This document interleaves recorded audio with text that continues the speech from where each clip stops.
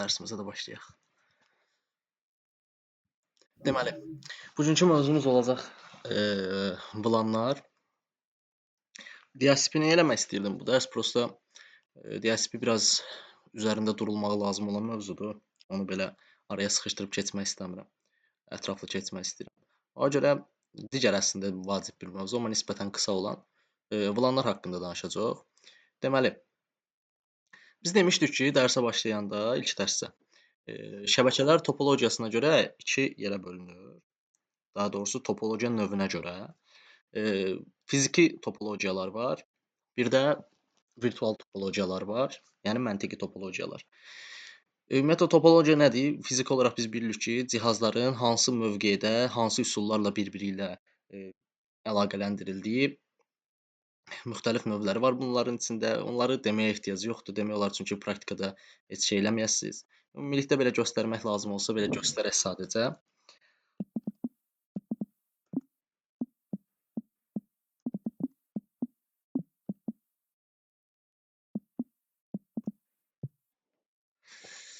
Bu şəkildə qısaca göstərək sadəcə. Aha. Uyğun bir şəkil tapaq. Belə. Hansı topologiya növləri var? Bas var. Basda məntiq nədir? Qısaca danışacağam. Mərkəzdən bir xətt keçir və bütün kompüterlər bu xəttə qoşulur. Bu şəkildə məlumat ötürülür və buradan kimə lazımdırsa onu əldə eləmiş olur bu xətt üzərindən. Bu topologiyanın mənfi cəhəti nədir? Bu ortadakı şey getsə, kabel getsə, ümumi şəbəkə getmiş olacaq. Bu istifadə olunmayan bir topologiyadır.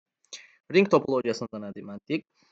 Hər bir kompüter bir çıxış və bir giriş olaraq dairəvi şəkildə bir-biri ilə birləşdirilir, adından da göründüyü kimi. Bunun üstün cəhətləri nədir? Bunun üstün cəhətləri odur ki, məsafə problemi olmur. Çünki hər kompüter bir-biri ilə həm məlumatı qəbul edən, həm də ötürən olduğu üçün, yəni belə düşünün, məlumat bu kompüterdən bu kompüterə gəldiyində artıq o məsafə problemi yaşamayacaq. Yəni bunlar bir növ hər kompüter repeater kimi hərəkət eləyir. Məntiqi nədir? Yəni daha doğrusu əksi tərəfi nədir? Niyə istifadə olunmur bu gün də? Düşünün ki, bu xətt və bu xətt hər hansı iki kompüterin əlaqəsi kəsildiyi iki yerdən. Şəbəkə tamamilə qopmuş olacaq. Yəni bu tərəflə bu tərəf bir-biri ilə əlaqəsiz iki şəbəkə olacaq. İstifadə olunmur bu da. Günümüzdə istifadə olunan ən yayılmış şəbəkə növü topologiyası stardır. Mərkəzdə bir cihaz olur və əsasən bu switch olur. Bütün kompüterlər gəlib ora birləşir. Və buradan da digər switchlərə və ya router'a bağlantı olur. Ən çox istifadə olunan budur. Mesh topologiya var. Bu da istifadə olunan bir topologiyadır.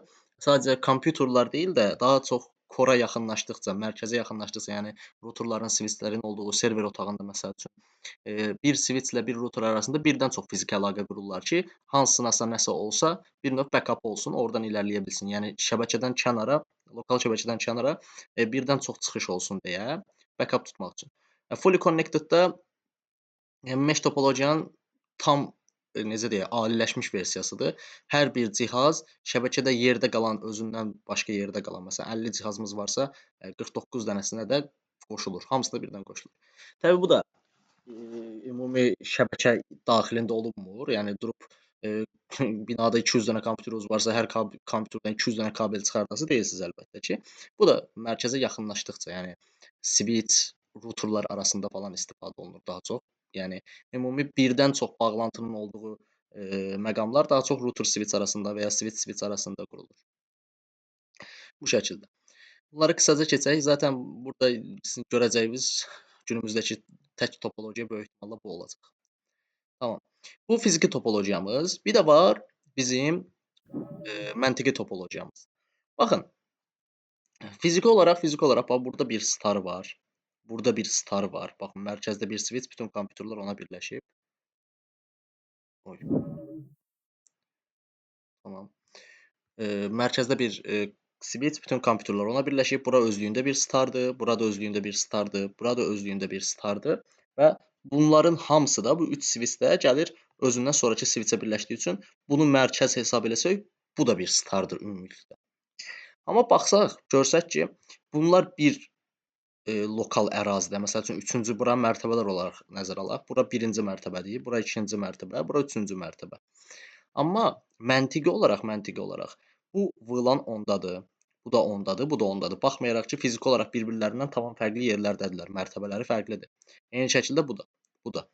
İndi bu bizə nə kimi lazım olur? Birincisi, VLAN-lara ayırmaq şəbəkəni broadcast trafiqini azaltmaq deməkdir. Çünki hər bir VLAN bir broadcast domaindir və məsəl üçün burada yayılan, bu kompüterdən çıxan bir broadcast mesajı sadəcə VLAN 10-dakılara gedəcək. VLAN 20-dəkilərə gedib çıxmayacaq. Və ya VLAN 30-dakı VLAN 20-yə gəlməyəcək. VLAN 20-dəki VLAN 30-a gəlməyəcək. Yəni VLAN-lar arası şey olmur. Necə deyirlər? Broadcast trafiqi olmur. Zaten adına da baxanda VLAN sözünün açılışı nədir? Virtual Local Area Network. Yəni Local Area Network sözünün qabağına bir dənə virtual atıblar. Yəni virtual olaraq bir lokal şəbəkə formalaşdırırıq. Biz öz şəbəkəmizi alt şəbəkələrə bölürük. Birinci məsələ dediyim kimi, broadcast trafiqini azaltmaq. Bunu nə kimi düşünə bilərsiniz? Məsəl üçün, burada bir bu 3-cü mərtəbədə oturan bir HR var, 2-ci mərtəbədə oturan var, 1-ci mərtəbədə oturan var. Bunlar IT-lər olsun, bir-birindən fərqli yerlərdə oturublar, amma bunlar eyni şöbənin işçiləridir məsəl üçün. Dərsə qoşulmaq istəyən var, onu qəbul edək. Aha. Bunlar fərqli mərtəbələrdə otursalar da, hərəsi bir eyni şöbənin işçiləridir. Yəni ki, bu kompüterin əsas işi bununla əlaqədə olmaqdır. Məsəl üçün deyək. Aha. O deməkdir ki, bu A3 kompüteri heç vaxt özündən kənar bir VLAN-la connection-a keçə bilməz. Yox. Bunun üçün interVLAN routing şey olur, necə deyirlər, konfiqurasiya olunur. Məsəl üçün mən istəyirəm ki, VLAN 20 ilə VLAN 10 bir-biri ilə əlaqədə olsun, bu adamların bir-biri ilə əlaqəsi var. Amma 30 ilə olmasın. Bu zaman VLAN routing yapılandırılır, konfiqurasiya olunur layer 3 switch-də və ya routerda. İndi o mövzulara da gələrik, routing mövzularının daxilində. O bugünkü mövzumuz deyil. Bugünkü olaraq sadəcə yadınızda saxlayın ki, bir VLAN tərkibindəki kompüterlər sadəcə bir-birləri ilə əlaqə saxlayır. Bunu Packet Tracer üzərində də görəcək. VLAN konfiqurasiya edib ping atmaq istəyəndə məsələn 10-dan 20-yə ping getməyəcək. Bu belə. Sonra nə üçün istifadə olunur VLAN-lar? Yəni məntiq nədir burada? Niyə bölürük? Daha təhlükəsiz bir mühit yaratmaq üçün. Necə? Daha təhlükəsiz deyəndə nə başa düşürük? Məsəl üçün, şəbəkə üzərindən A2 kompüterinə bir virus yoluxub. Yəni nə bilim, burada oturan HR səhvən bir phishing mailini açıb və oradan ona üçüncü tərəf bir yazılım bulaşıb da, yəni yoluxub kompüterə. Bu sadəcə VLAN 10-un içərisindəki istifadəçilərə yayıla biləcək. Bunu bir şey kimi düşünün də, korona vaxtı şey oldu, izolasiya oldu, hərə öz evinə çəkildi, qırağa çıxmadı. Yəni məsəl üçün də Asimin evində bir nəfər xəstələndisə, o sadəcə Asimin evindəkiləri xəstələndirə bilər, yoluxdura bilər. Onların heç biri qırağa çıxmadığı üçün izolasiya olunub, baxın hamı öz evinə çəkilib qalıb. Öz evi daxilindəkilər xəstələnir. Kənara çıxa bilmədiyi üçün gedib o başqasının, məsələn, Rəşadın evindəki insanları xəstələndirə bilməyəcək. Çünki ayrı-ayrı evlərdə qalırlar bunlar. Bunların bir-birinə yoluxdurması üçün fiziki olaraq bir-birinə yaxın olmalıdırlar da, təmasda olmalıdırlar. O olmadığı üçün yoluxa bilmir. Burada da eyni məntiq. Buna görə də biz VLAN-ları konfiqurasiya edirik. Bu switch-in əsas mövzularından biridir. Switching-in əsas mövzularından biridir. Bəlkə də şəbəkədə ən çox qarşımıza çıxacaq necə deyək, konfiqurasiyalardan biridir. Sadədir, amma önəmlidir. Gəlin keçək indi praktiki hissəsinə. Packet Tracer-da bunu dənə-dənə görək. Dediklərimizi şey eləyək. Sübut eləyək, görək həqiqətən elədirmi, elə deyildir. İndi biz iki hala baxacağıq. İki hala baxacağıq. Bura 2 dənə kompüter qoyuram. Bunları da switch-lə connection yaradıram. Birinci halımız bir switch-in daxilində 2 şey olan, necə olan, VLAN olan. Bir dənə də bunun eynisini, birə-bir eynisini kopyalayıb yapışdırıram bura. Bir də belə eləyəcək. 2 switch arasında VLAN-lar olan. Yəni o şəkli, bayaqki şəkli göstərdim. Ki bu alt hissəni görməyin. Fikirləşin ki, bu alt hissə yoxdur. Mən eyni switch-in daxilində VLAN-lar konfiqurasiya edəcəm. Bir də switch-lər arası VLAN konfiqurasiya edəcəm. Onların da əsas fərqini göstərəcəm sizə. Niyə bu qədər, yəni buna diqqət çəkdiyimi başa düşəsiniz. Çünki switch-lər arasında VLAN-ların ötürülməyi düşündüyümüz kimi kabeli tax ötürüldü deyil. Aha. İndi gəlin konfiqurasiya eləyək. Hətta burada bir not əlavə eləyək özümüz üçün. Bu VLAN 10 olsun. Bu VLAN 20 olsun. Bu kompüterdə VLAN 10 olsun. Bura birazdan gələcək. Burada VLAN 20 olsun. Okey. İndi gəlin bunların hərəsinə bir IP adresi verək. Normalda hər bir VLAN bir subnetdir. Sadəcə o mövzuları çox dərinə getmirəm. Normal IP adresləri verəcəm. Bugünkü əsas mövzumuz çünki VLAN-dır. Olsun neçə? 1.5 bu olsun. Heç gateway-yə ehtiyac yoxdur. Çünki biz onsuz da şəbəkədən kənara çıxmayacaq. Layer 2-də ancaq konfiqurasiyamızı eləyəcək, belə deyim. Hətta gəlin subnettingdən eləyək. Bu şəbəkəmiz 192.168.1.0-da, düzdürmü? Mən bunu 2 yerə bölmək istəyirəmsə, /24 ilə yox, /25 ilə verəcəm. 25 ilə verəndə də bura 128 olacaq. Gəlin hətta onu sizə də göstərim. Subnet kalkulyatordan hesablayaq, görək. Siz də əyani olaraq görmüş olun şəbəkələri. Gələk bura subnet kalkulyatora hesablayaq. 192, 168, 1.0 idi də şəbəkəmiz. 192, 168, 1.0 hesablayaq. Gördüyünüz kimi bizim 2 dənə şəbəkəmiz formalaşdı da burada. 1.0-dan 1.127-yə və 1.128-dən 1.255-ə qədər. 2 dənə VLAN-ımız olduğu üçün bizə 2 dənə alt şəbəkə bəs eləyəcək. Gələk bura, bunu yazdıq. 1.5-dən. Məsələn, bu VLAN 10-dur. Buna da 192, 168, 1.6 verək məsəl üçün. Subnetində gəlib buradan dəyişib 128 eləyək.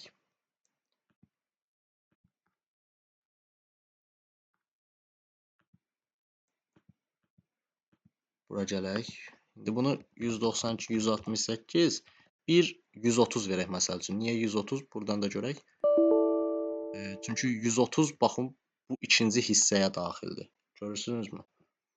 Mən birinci hissədən IP vermək istəmirəm. Çünki o VLAN onuma aiddir. Mən VLAN 20-yə ikinci hissədən IP vermək istəyirəm.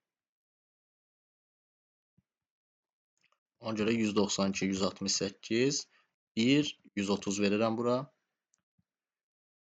Bunu da 128 eləyirəm.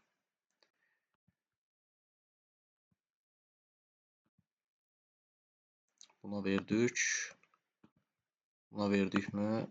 Aha, buna da verdik. 192, 168, 1.131 olsun bu da. Bunu da 128-dən verək. Aha, deməli. VLAN 10, VLAN 20. İndi gəlin bu VLAN-ları biz konfiqurasiya eləyək switch-in üzərində. Gəlirəm bura. CLI-ya. Enable moda keçirəm. Konfiqurasiya terminala keçirəm. Və VLAN-ı yaratmaq üçün nə ararıq? VLAN-ı yaratmaq çox sadədir. Eləyəcəyimiz komanda VLAN 10. Bu nə deməkdir? VLAN 10 adında, yəni 10 nömrəli VLAN-ı mən yaratdım. Buna ad verə bilərsiniz. Name deyib. Məsələn, bu olsun IT-lər üçün nəzərdə tutulmuş VLAN. Bu ad vermək texniki bir məcburiyyət deyil. Ad vermədən də istifadə edə bilərsiniz. Amma to show VLAN brief belə eləyəndə fikir verin 10, indi 20 yaratsam bura 20 düşəcək. Mən belə baxıb onun hansı VLAN-da olduğunu yadımda saxlaya bilərəm. Əlbəttə ki, və ya qıraqda bir özüm üçün qeyd kimi saxlaya bilərəm. Amma elə switch-in üstündə qeyd edə bilərəmsə, niyə mən bu qıraqda eləyim? Və ya niyə əzbərləməyə çalışım ki, yəni. O saat baxıram 10, IT-lərindir məsələn. 20 HR-ların olsun. Yəni 20 deyərdik. Yəni ad verməsəz də işləyəcək. Bu texniki bir məcburiyyət deyil, amma ad versəz əlbəttə daha səliqəli görünəcək. İndi yeni bir VLAN yaratmaq üçün, baxın indi config VLAN-dayam da, düzdürmü? VLAN 10-dayam. Yeni bir VLAN yaratmaq üçün bu yerdən çıxıb, yəni exit yazıb yenidən VLAN 20 yazmağınıza ehtiyac yoxdur. Yəni bunun daxilində VLAN 20 yazanda avtomatik VLAN 20-yi yaratmış olacaq. Buna da name HR deyək. Okay. Hətta indi baxaq görək name HR HR adında bizim 20-ci VLAN-ımız yarandımı? Yarandı. Switch, Cisco switchlər 1-dən 490 4096 idi deyəsən səhv eləmirəmsə, ya 96 ya 94. Yəni 1-dən 4096-ya qədər və ya 4-ə qədər tam yadımda deyil o. Şeyi dəstəkləyir. VLAN sayını dəstəkləyir. Və bunu 10, 20, 30 deyə yazmağınıza ehtiyac yoxdur. Yəni 1, 2, 3, 4, 5, 6 deyə yaza bilirsiniz. İndi baxsınız bura, baxsınız bura. Bir şey görəsiniz. VLAN birimiz var bizim. Bu default gələn üzərində Cisco switchlərdə və ya normal switchlərdə fərqi yoxdur. Hər hansı bir markanın. Əsasən VLAN birimiz olur. Bu bizim native VLAN-ımız sayılır. Default switchin üzərində gəlir və görürsünüz ki, switchin 1-dən 124-ə qədər bütün fast ethernetləri və gigabit ethernetləri, yəni şəbəkəni ötürən, şəbəkədə istifadə olunan bütün interfeysləri bu VLAN-ın daxilindədir. Bu nə deməkdir? Yəni bütün indi mən keçirdəcəm, bu mənə lazım olanları keçirdəcəm bura. Məsələn, HR-a lazım olanları keçirdəcəm bura. Amma default gələndə hamısı bir VLAN-da olur ki, biz switch-i taxanda VLAN konfiqurasiya eləməsək belə bu switch işləsin. Sonradan mən nə qaracam? İstədiyim yerə verəcəm. O mənim konfiqurasiyama uyğun olaraq. Gəlin indi baxaq görək hansını hara verməliyik biz. Portları təyin eləyək. Baxın, switchin portunda 01, Fast Ethernet 01, VLAN 10-dur. Yəni VLAN 10-a demişdik biz, IT-lərin VLAN-ı. Fast Ethernet 02 isə, baxın görürsünüz, Fast Ethernet 02. Bu da HR-ların VLAN-ına aiddir. İndi mən gəlməliyəm bu defaultda olan 1 ilə 2-ni defaultdan çıxardıb uyğun olaraq IT-yə və HR-a keçirtməliyəm. Bu da nətər olacaq? İnterfeysin daxil oluram interfeysə. Fast Ethernet 01. Burada texniki bir yenə şey deyil, məcburiyyət deyil əslində, amma switch portu aksesiya keçirtmək lazımdır. İndi akseslə trunk deyilən iki port növü var. Daha doğrusu belə deyək də, router switchin VLAN-larla necə rəftar eləyəcəyini təyin edən iki növü var portunda. İki davranış stili deyək biz buna. Ya akses olur, bir VLAN üçün ayrılmış olur, ya da trunk olur. Birdən çox VLAN üçün ayrılmış olur. İndi aksesi deyirəm. Aksesi biraz dərinləşdirək nə olduğunu. VLAN trunk'ı onsuz da switchlər arasında yönləndirə də başa salacağam. Akses dedik nədir? O port üzərindən sadəcə bir VLAN-ın keçəcəyini bildirir. Yəni baxın, mənim bu kompüterimlə bu switch arasındakı xəttdir. Aslında bu port eləyirəm, amma bu xətt olaraq düşünün də. Bu kabelin sadəcə VLAN 10-dan olan məlumatları daşımağına icazə verirəm. Bu da bir yaxud dediyimiz söhbətə gətirib çıxardır da. VLAN 20-nin broadcastı gələcək bura. Bura keçmək istəyəndə görəcək ki, bu Fast Ethernet 01-dən çıxan kabel sadəcə VLAN 10-u daşımağa icazə verir. Ona görə də bunun yaydığı broadcastlar şəbəkədə bura keçməyəcək. Ancaq bu, yenə deyirəm, texniki bir şey deyil. Daha doğrusu bunu eləməsəz də olur. Onsuz da normal olaraq sadəcə bu VLAN onu da daşıyacaq. Sadəcə təhlükəsizlik cəhətdən Cisco-nun tövsiyəsi budur ki, switch portu birinci aksesə keçirdəsiniz. Bunun üçün nə qarırıq? Switch port mod, baxın sual verirəm burada. Nə deyir? Baxın trunk var, akses var, bir də dinamik var. Bu dinamik Dynamic Trunk Protocol TTP-nin mövzusudur. O görə çox dəyinmirəm. Aksesində nə olduğunu dedik.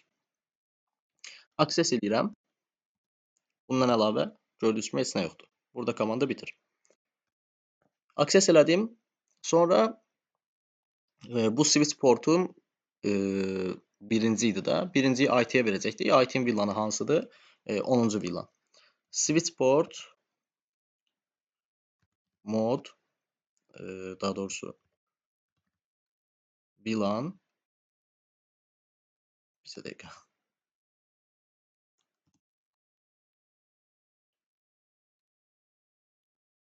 Access VLAN neçə demişdik biz? 10.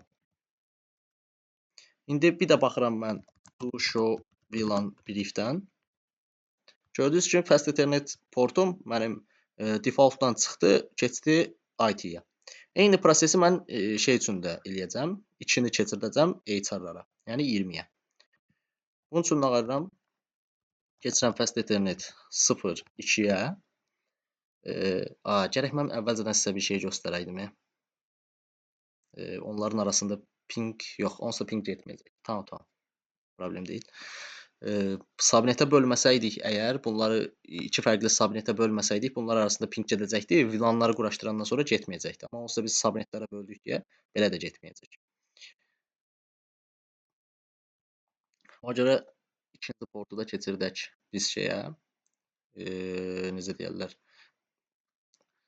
Heyçarlara. Switch port mod access elədim. Sonra switch port access VLAN 20. Bundan sonra da baxın. Burada VLAN-dan sonra bir dəqiqə bunu yazım mən. Komandadan sonra göstərim. Switch port access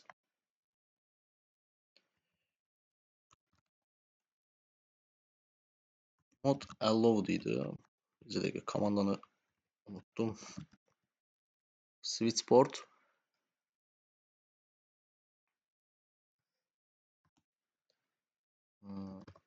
access. Nəysə, birazdan xatırlayanda onu da deyərəm. Aha. Deməli, biz nə qardıq? Gəldik bura. Do show VLAN brief elədik. Gördüyünüz kimi Fast Ethernet portun içini də mən keçirtdim şeyə. IT-yə, onu 1.0-ı IT-yə verdim, 2.0-ı da keçirtdim HR-a. İndi bunlar bir-birləri arasında normal olaraq artıq əlaqə qura bilməyəcək. Niyə? Çünki bu VLAN 10-dadır, bu VLAN 20-dədir. Mən buradan ping atmağa çalışsam, məsəl üçün, ping 192.168 1.130 idi da, səhv eləmirəmsə. Ping getməyəcək. İndi subnetlərə bölmüşük deyə yenə deyirəm. VLAN olmasaydı da, VLAN konfigurasiya eləməsəydik də getməyəcəkdi. Çünki subnetlərə bölmüşdük. Amma əgər subnetə bölməsəydik, gəlin o halı da göstərim sizə. Yəni sıfırdan eyni topologiyanı təzədən quraq. Bu səfər subnetlərə bölməyək. VLAN məntiqini daha rahat başa düşəsiz.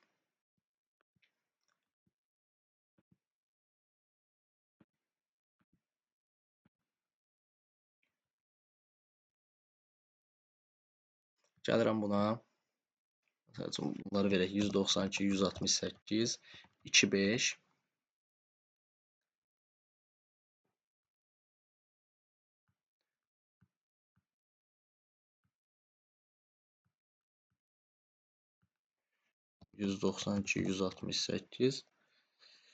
Məsəl üçün verək. Neçə? Bu da olsun 210.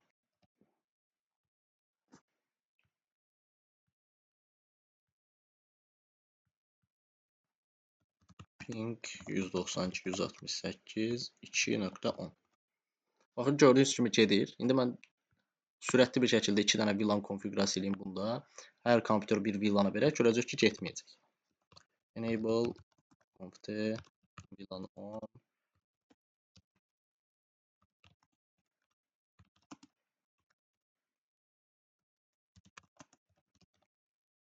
Yəqin ki, Fast Ethernet 01-dən 02-də də yenə 01, 02. Interface Fast Ethernet 01. Switch port mod access. Switch port access VLAN on. Interface Fast Ethernet 02. Switch port mod access VLAN 20. Baxaq görək düz oldu mu? Aha. Bayaqkin birə-bir eyni konfigurasiyasıdır. Prosta bu səfər mən onu subnetlərə bölmədim. Ping 192, 168 2 nöqtə neçə idi? 10. Bu da biraz verək qabağa. Baxaq görək pingimiz getdimi? Getmədi. Niyə? Çünki fərqli artıq VLAN-lardadılar. Deməli, biz VLAN-lara böldük, bunun sayəsində ayırdıq. Bəs nətər eləyək ki, bu VLAN-lar switchlərdən də keçsin? Məsəl üçün, gəlin bu switchi birləşdirək bu switchlə. İndi məntiqlə fikirləşəndə Yəni bunlar arasında bir routing eləməyəcək, bir şey eləməyəcək. Bu bura xəbər göndərə bilməlidir, ping ata bilməlidir, düzdürmü? Yəni buradan bunun IP adresinə baxaq. 1.6.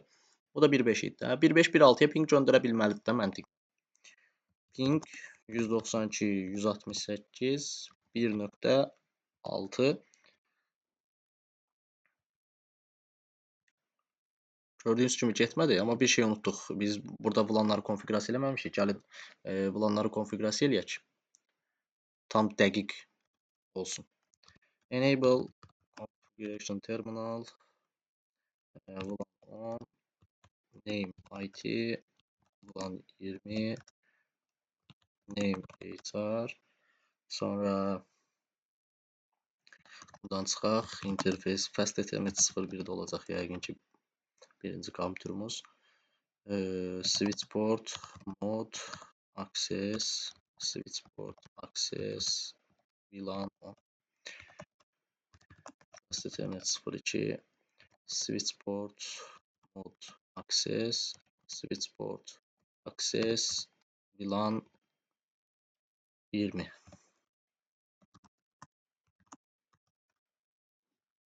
Gördüyünüz kimi eyni konfigurasiya burada da elədik. Bu portlar başta narıncıya dönür. Çünki orada bir STP işləyir. STP-nin də nə olduğunu ilerleyen mövzularda keçəcək. Ona görə buna basıram ki, bir müddət qabağa atsın bizə ki, o oturub gözləməkdə 1 dəqiqə, 2 dəqiqə onu. Yenə ping atmağa çalışaq. Bu səfər də getməyəcək. Bu səfər vapşe getməyəcək. Yəni çünki məlumat buradan ötürülə bilmir. Niyə buradan ötürülə bilmir? Çünki bu port default olaraq access-dədir dedik də. Yəni access-də deyil əslində. Access kimi sadəcə bir VLAN ötürməyə icazə verir. Bu paket gələndə frame'də VLAN tagı olur. Switch bu VLAN tagını oxuyur. Ancaq qarşıya ötürəndə görür ki, VLAN tagı var, ona görə ötürmür. Əgər bu trunkda deyilsə. VLAN tagı olmayanda nətər olurdu? Gəlirdi, normal şəkildə mesaj keçirdi, gəlirdi bura, düzdürmü? Amma artıq bizim VLAN-ımız var deyə o kompüterdə. O kompüterdə bir frame əmələ gələndə ora VLAN tagı da əlavə olunur. İndi birazdan o VLAN tagının formasını da göstərərəm. Paket üzərində necə olur. Deməli, gəldik bura. Trunk portun indi konfigurasiya eləyək. Configuration terminal. Bizim hansı portumuzdur? Fast Ethernet interface Fast Ethernet 014. Düzdürmü? İndi bu portu trunk eləyəcək. O da nətər olacaq? Switch port mode trunk. Sadəcə bu. Elədiyimiz tək şey budur. Qarşıda da eləməyə ehtiyac varmı bunu? Yox. Çünki qarşı avtomatik alır. Amma bizə ehtimala gələk orada da eləyək eyni şeyi. Bu neçənci portu? Fast Ethernet 015. Tamam. Gələk 015 üzərindən də konfigurasiya eləyək. Interface Fast Ethernet 015 switch port mode trunk. Aha. İndi ping atmağa çalışaq 1.6-ya. Gördüyünüz kimi artıq ping gedir. Niyə? Bu paket VLAN taglı həmin internet frame'i gələcək bura. Bu baxacaq, görəcək, paket var, hə, məlumat var, filan MAC adresə, falan filan, okey, hər şey əvvəlki kimi. Baxacaq sonra VLAN tagına, görəcək VLAN 10, hə, tamam. Mən VLAN 10-u bu port üzərindən bura ötürə bilərəm. Bu da alanda, yenə MAC adresin falan normal VLAN konfigurasiya olunmayanda necə idisə, MAC adresini oxuyur, hə, başa düşür bu portundadır, həmin MAC adres göndərir ora. Bundan əlavə də baxır, görür, mənim həmin portum 01 portu. 01 portu VLAN 10-dadırmı? Hə, 10-dadır. Onda mən bunu bura göndərə bilərəm rahatlıqla. Onu başa düşür, göndərir. Əgər trunk konfigurasiya olunmasaydı, yəni bu portlar trunk olmasaydı, necə olacaqdı məsələ? Yəni əgər belə düşünək də, trunk deyə bir şey kəşf olunmayıb. Elə bir konfigurasiya yoxdur. Biz məlumatı heç cür ötürə bilmərik switchdən. Yox, ötürə bilərik. O da necə olur? Bunun arasında bir yox, 2 kabel çəkəsiz bir switch arasında. Məsəl üçün belə 13 ilə 16-yı birləşdirdim, 14 ilə də 15-i. Nətər olacaq burada? 10-cu VLAN-ı 14 üzərindən gələcəm, indi eləmirəm, Sadəcə deyirəm, çünki bu istifadə edəcəyiniz bir şey deyil. Sadəcə məntiqin başa düşəsiniz onu deyirəm. Gələcək bura mən 14-cü port üzərindən VLAN 10-u ötürəcəm. 13-cü port üzərindən 16-ya da qarşıyın, yəni bizim 13-ümüzün qarşıyın 16-sı bizi bura nəzərdə tutun. Ondan da VLAN 20-yə ötürəcəm. Amma bu təbii ki də absurd bir şeydir. Çünki nəzərə alsaq ki, bizim 2 dənə VLAN-ımız olmayacaq. Məsələn, oldu random deyirəm, 15 dənə VLAN. Biz hər switch arasında 15 dənə kabel çəkəsi deyilik. Amma məntiqin başa düşəsiz deyə. Gəlib burada mən 14-ə akses verəndə VLAN 13-ü o başa düşəcək ki, mən VLAN 10-u ötürməyə yarayıram. Mən başqa bir şey ötürməyəcəm. Burada akses verəndə bu da başa düşəcək, hə, mən VLAN 20-yi ötürürəm. Mən başqa bir şey ötürməyəcəm. Başa düşdünüz? Bu da belə. Amma dediyim kimi bizim trankımız var. Nəyə ehtiyac var? Əlavədən bu qədər kabel çəkməyə. Zaten dediyim kimi bir yerdən sonra praktikada mümkünsüz olan bir şeydir bu. 2 dənə villanı birləşdirdiniz, 15 dənə, 20 dənə villan olandan varacaqsınız. Aha. Gələk biz o internet frame-indən danışaq biraz da. Burada Notion qeydlərimdə mən onun şəklini səhv eləmirəmsə götürmüşdüm. Gəlin oradan baxaq hətta.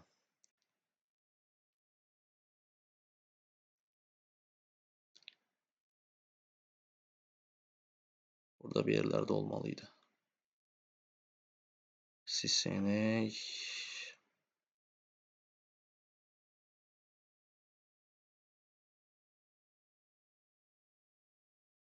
switching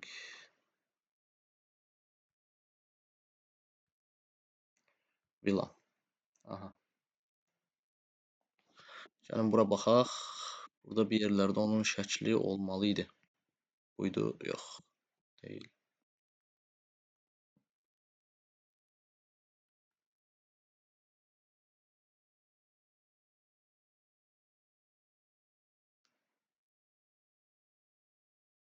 Şəkil olaraq yoxdur, belə qeyd eləmişəm. Tamam. Bu şey üzərindən başa düşək. Baxın, normal bir şey, necə deyərlər, Ethernet çərçivəsi belə olur.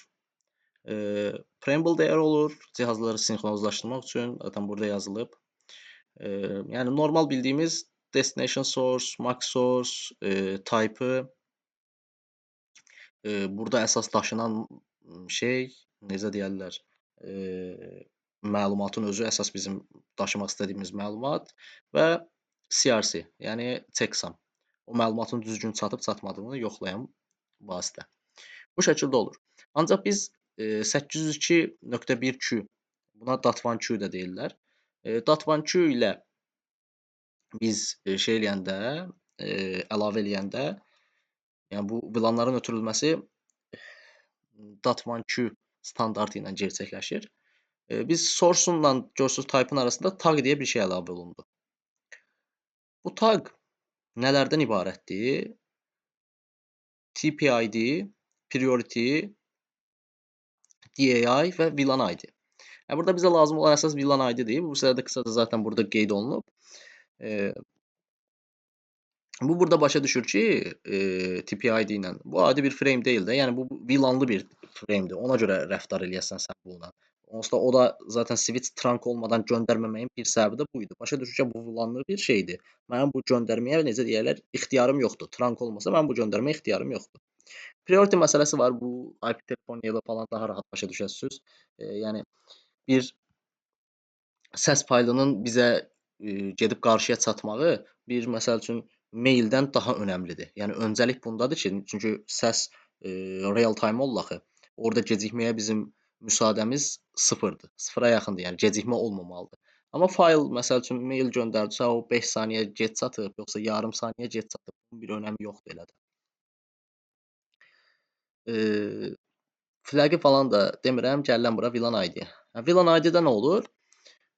Bu ən vacib hissə budur, onsuz burada da qeyd olunub. Burada VLAN-ın nömrəsi yazılır.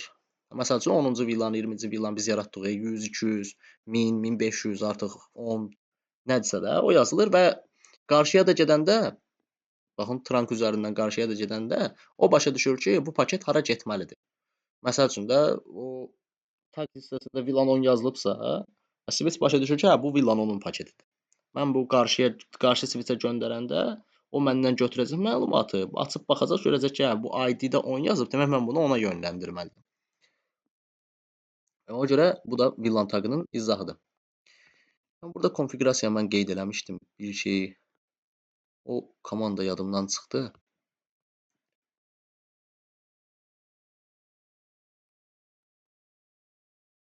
Aha, bu. Okey. Switchboard trunk. Ha, doğru.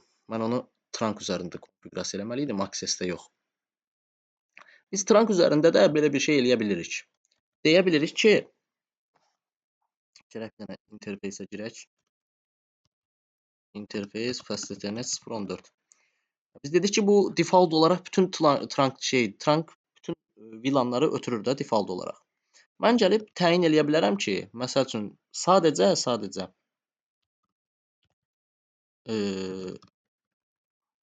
məsəl üçün VLAN 10-u ötür. Sən VLAN 20-ni ötürmə. Trunk allowed məsəl üçün nə olsun? 10-u ötürsün. Ona görə komanda belə idimi? Trunk, allowed VLAN 10 məsəl üçün. VLAN 10. Gəlin bunu konfigurasiya eləmədən görək VLAN 20 qarşıdakına ping ata bilirmi? Ping 192.168 1.131 idi. Gördüyünüz kimi gedir. Ancaq mən bunu təsdiqləyəndən sonra mən sadəcə VLAN 10-un keçməsinə icazə verdim. Bunu təsdiqləyəndən sonra bu ping ata bilməyəcək. Görürsüz? Ancaq bu əvvəlki kimi yenə öz qaydasında ping ata biləcək. Çünki mən bundan işim yoxdur. Gələk bura. Bunun üzərindən ping atmağa çalışaq. Gördüyünüz kimi bu öz qaydasında. Bu pingin atır. Tamam mı? Əgər mən sonradan gəlib VLAN 20-ni də əlavə eləmək istəsəm, baxın, gələm hətta burada allow'un yanına sual yazıram.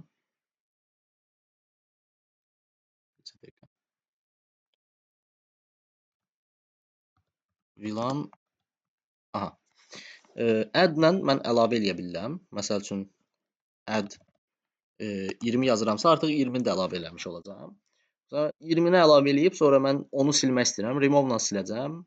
Non deyəndə heç bir şey keçməyəcək. Adını da məlum. Accept deyəndə məsəl üçün yazırsınız switchboard trunk allowed VLAN accept 20 şəbəkədə bütün VLAN-lar keçir 20-dən başqa. Ol da ki bunun default variantıdır. Bütün VLAN-lar keçəcək.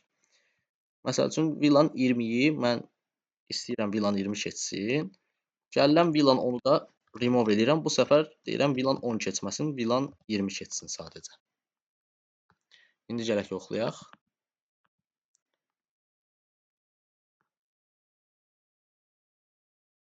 Gördüyünüz kimi VLAN 10 keçmir.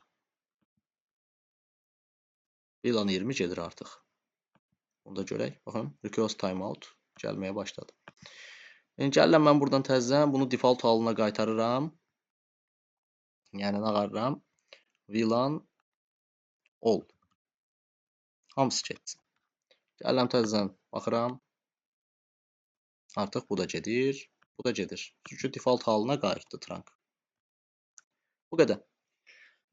VLAN-lar indi belə bir söhbət var. Mən VLAN 10-dan VLAN 20-yə ping atmaq istəsəm, fərqi yoxdur.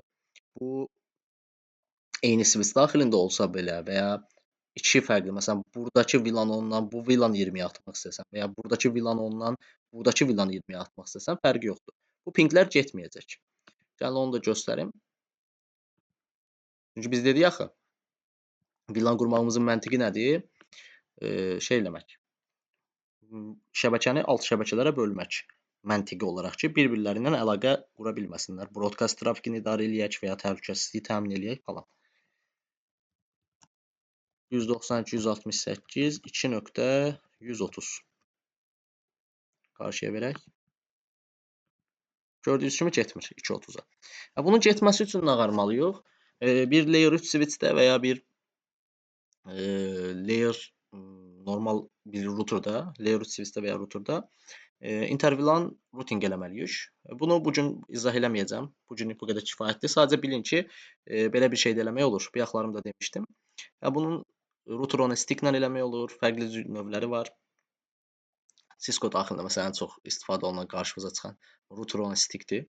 bir ruterun portlarını alt portlara bölürük və onun üzərindən alt şəbəkələr kimi davranmasını təmin edirik. O da DAT1Q standartı ilə gerçəkləşir. İnşallah gələn mövzularda o haqqda danışarıq. Bugünkü dərsimiz bu qədər. Bir sual olduğunu düşünmürəm. Çünki sadə bir mövzu idi. Sadə olduğu qədər vacib də bir mövzu idi. Məncə hər şeyi aydın bir şəkildə izah elədim.